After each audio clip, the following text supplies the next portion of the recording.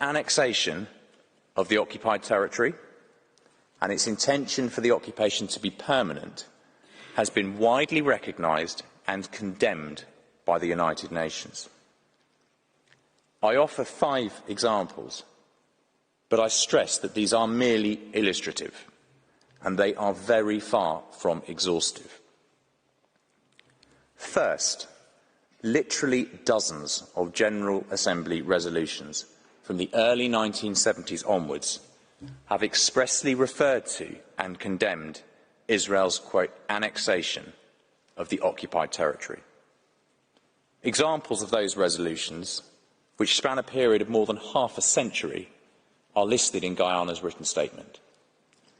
This vast corpus of resolutions demonstrates a clear, consistent and emphatic recognition by the General Assembly that Israel has unlawfully annexed much of the occupied territory with the intention of retaining it forever.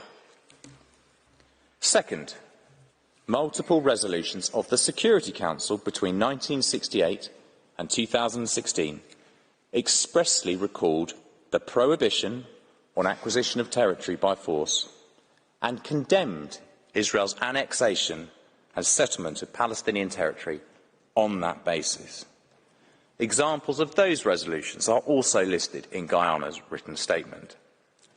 Those resolutions represent a clear recognition by the Security Council that Israel has annexed most of the occupied territory in contravention of fundamental principles of international law, and that it intends to exert perpetual control over that territory.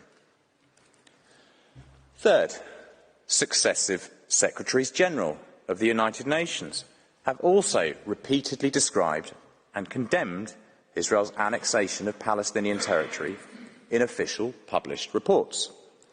In 2010, for instance, the Secretary-General referred to Israel's annexation of East Jerusalem, which is a flagrant violation of international law.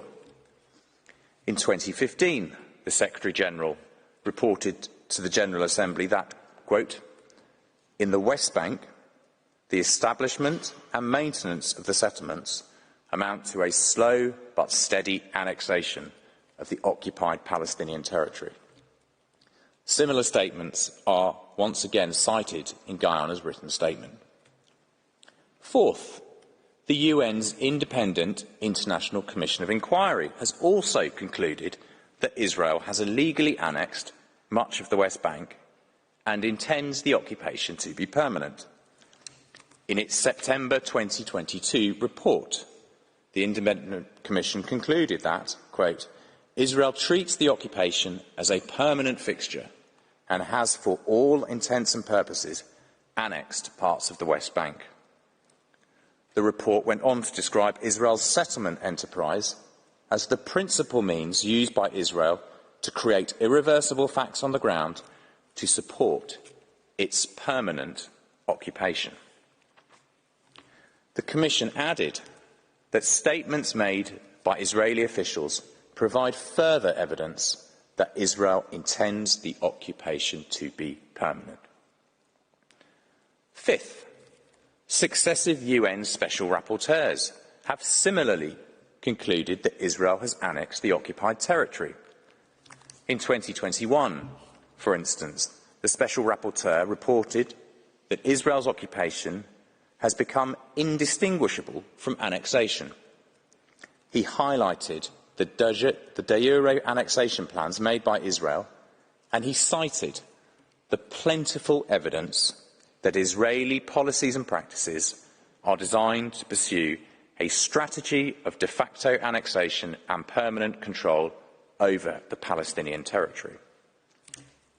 In a report published the following year, the Special Rapporteur observed that the implantation of hundreds of thousands of settlers in the occupied territory was intended to, I quote, demographically engineer an unlawful sovereignty claim through the annexation of the occupied territory. He concluded that Israel's occupation had burst through the restraints of temporariness long ago, and that Israel has progressively engaged in the de jure and de facto annexation of occupied territory. Mr. President, Israel's annexation of Palestinian territory and its clear intention for the occupation to be permanent render the occupation unlawful as a whole. This has already been recognised by the United Nations. In 2022, the Independent Commission of Inquiry concluded that, and I quote, "There are reasonable grounds to believe that the Israeli occupation of Palestinian territory is now unlawful under international law, owing to its permanence and to actions undertaken by Israel to annex parts of the land de facto and de jure." In January this year, the Secretary-General, citing international law and the resolutions of the Security Council and General Assembly, concluded bluntly that, quote, "Israel's occupation must end." When the United States read aloud from the Secretary-General's statement earlier today, it regrettably excised these crucial words. However, the State of Palestine read them to you on Monday. As the State of Palestine pointed out, the Secretary-General stated 1 month ago that, quote, "Palestinians must see their legitimate aspirations for a fully independent, viable and sovereign state realised in line with the United Nations resolutions, international law and previous agreements. Israel's occupation must end." Guyana emphatically agrees, both with the Independent Commission of Inquiry and the Secretary-General. The occupation is unlawful. The occupation must therefore end immediately, comprehensively, irreversibly. Mr. President, this court needs no reminding of the importance of international law or of the grave consequences which ensue when it is systematically disregarded. The court also needs no reminding of the profound contributions that its past advisory opinions have made to the plight of peoples and states afflicted by the scourge of colonisation.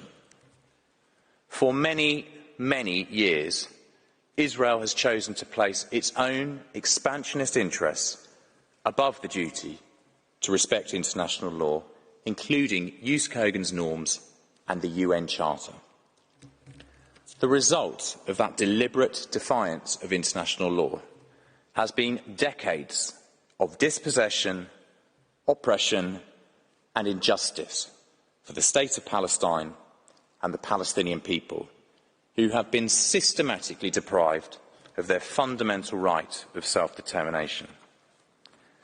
These advisory proceedings are a vital opportunity for the World Court to address and to begin to redress the immense harm wrought by Israel's unlawful occupation.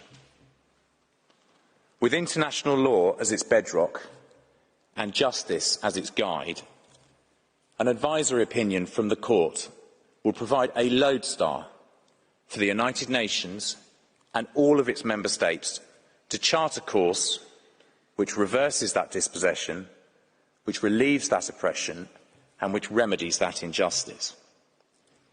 In Guyana's submission, it is only through the rule of international law that a permanent and peaceful resolution of this decades-long conflict may be achieved.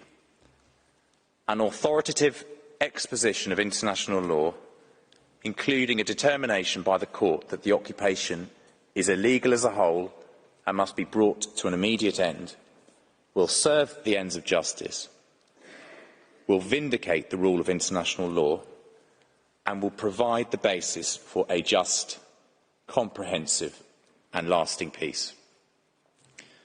Mr. President, members of the Court, I thank you very much for your kind attention.